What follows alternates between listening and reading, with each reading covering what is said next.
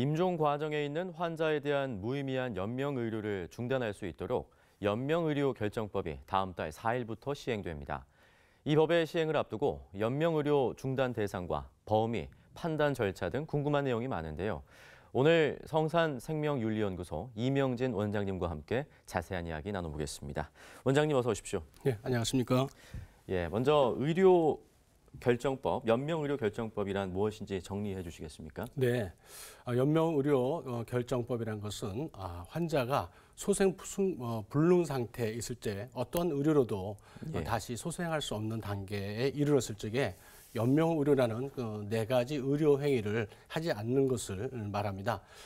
연명의료라는 것은 뭐 심폐소생술이라든지 또 인공호흡기, 또 혈액투석, 항암치료 등의 연명의료라고 합니다. 이런 것들을 처음부터 내가 하지 않겠다고 의사를 밝히거나 또는 이런 연명의료를 도중이라도 이것을 중단할 수 있도록 정해놓은 법을 연명의료 결정법이라고 합니다. 여기서 저도 살짝 이게 헷갈리는 게 연명의료 결정법과 존엄사가 뭐 어떤 차이가 있는지 궁금하거든요. 네. 이 존엄사라는 말을 그 언론에서 자주 사용하는데 실은 이건 잘못된 용어 정의입니다. 존엄사라는 것은 일종의 안락사에 속하는 겁니다. 안락사는 이제 그 적극적 안락사와 소극적 안락사로 나눌 수 있는데 이 존엄사라는 것은 소극적 안락사에 속하는 것인데 이것을 언론이 이제 잘못 해석해서 들으면서 국민들에게 많은 그 혼란이 일고 있습니다. 이 무의미한 연명의료 중단은 이런 안락사와는 거리가 먼 개념입니다. 자연스러운 죽음을 맞이할 수 있도록 이 말기 환자들에게만 해당되는 법안이 되겠습니다. 제가 그러면 자연스러운 죽음이라고 이렇게 표현을 하는 게 더 옳겠네요. 네, 그렇게 표현해 주시면 가장 좋을 것 같습니다. 그러면 이 어떤 경우에 이 법에 적용을 받을 수 있습니까? 이제 그 모든 사망 환자에 해당되는 것은 아니고요. 각종 말기암이라든지 또 에이즈, 또 그 만성 이 폐질환이라든지 또는 만성 각경변 등 또 보건복지부령이 정하는 그런 말기 환자에 해당이 됩니다. 그렇다면 말기 환자가 어떻게 정하느냐? 보통 이제 그 담당 의사와 해당 전문의 한 명이 이제 정하게 되는데 어떤 시술을 하더라도 기대 여명이 수개월 내에 이제 사망하실 거라는 것을 예측하게 될 때 말기 환자라고 우리가 진단하게 됩니다.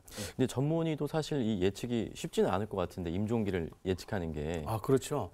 의학이라는 것이 많이 발달했습니다만 의학에는 항상 가지고 있는 것이 의학의 불확실성이라는 것이 있습니다. 이번에 그 연명의료 중단 하는 이 연명의료 결정법이 이렇게 탄생하게 된 그 계기가 된 김할머니 사건 같은 경우에도 의료진들은 이제 김할머니에게서 그 인공호흡기를 제거했을 때 곧 사망하실 거라고 예측을 했습니다. 하지만 실제적으로 그 인공호흡기를 제거했어도 한 6개월 정도 한 할머니가 생존을 하셨습니다. 이것이 바로 이제 의학이 가지고 있는 불확실성인데 실제적으로 그 말기와 임종기를 구분한다는 것은 상당히 어렵습니다. 많은 경험과 또 그것이 잘 안 맞을 때도 있기 때문에 이런 것을 우리가 마음에 두고 있어야 될 것 같습니다. 그럼 실제로 환자나 가족이 이렇게 연명 의료를 중단하고자 할 경우에는 어떤 절차를 거쳐야 되는 겁니까? 그런 것들을 이제 크게 한 3가지로 나눠서 이번에 이제 법안에 마련해 놓았습니다.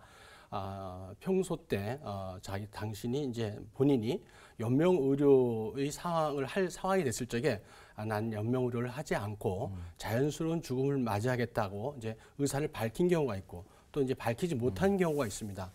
그 중에서 이제 그런 의사를 밝히고 사전 의료 의향서라든지 또 이제 병원에 입원해서 담당 의사 선생님과 함께 작성하는 연명 의료 결정서를 계획서를 작성한 경우가 있습니다. 이런 경우에는 이렇게 작성한 것이 본인이 작성한 것이 맞느냐를 담당 의사 선생님이 확인한 후에 각 의료기관에 있는 의료윤리위원회에 제출하면 됩니다.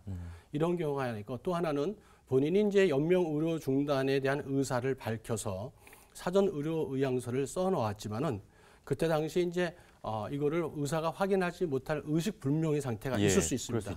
이럴 때는 의사 선생님 2분이 이것을 확인하는 경우 진행이 됩니다. 또 하나는 이제 본인이 평소 때 그 연명 의료는 당신이 하지 않겠다 이런 의사를 밝혔지만 미처 이런 서류 작성을 못한 경우가 있습니다.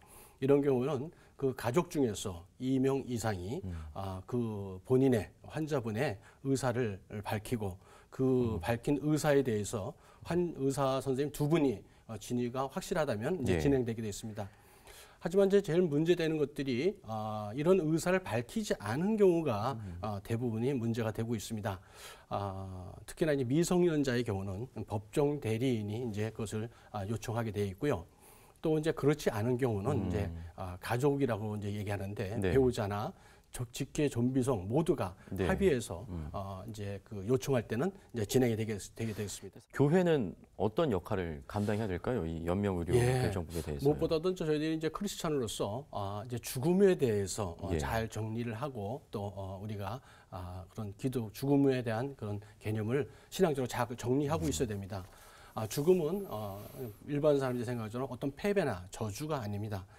죽음이라는 것은 하나님을 만나는 또 영광의 시간이 될 수 있습니다. 그래서 우리가 죽음이라는 것은 육체적으로는 잠시 땅에 묻혀서 이렇게 잠자는 시간이지만은 우리 영혼은 하나님 옆에 가서 안식을 누리고 부활을 기다리는 그런 시간이 되겠습니다. 이러한 부활 신앙에 대해서 성도들에게 분명히 또 알려줘야 될 것이 교회의 의무입니다. 그와 함께 죽음을 앞두고 있는 분들이 상당히 불안하고 힘든 시간입니다. 이럴 때 옆에서 그리스도의 사랑으로 격려해주고 지지해주고 또 옆에서 함께 있음으로 해서 불안함을 덜어주는 그런 역할도 해야 되겠고 또 믿지 않는 분들에게는 예수님을 만날 수 있는 아주 귀한 영혼 구원의 시간입니다. 그래서 그런 시간을 잘 활용하는 것이 중요하다고 생각합니다. 웰 다잉할 수 있는 이 법이 우리 사회에 잘 정착돼서 아름다운 삶을 마무리할 수 있기를 바랍니다. 모든 사람들이요. 오늘 성산생명윤리연구소 이명진 원장님 모시고 이야기 나눴습니다. 감사합니다. 네, 감사합니다.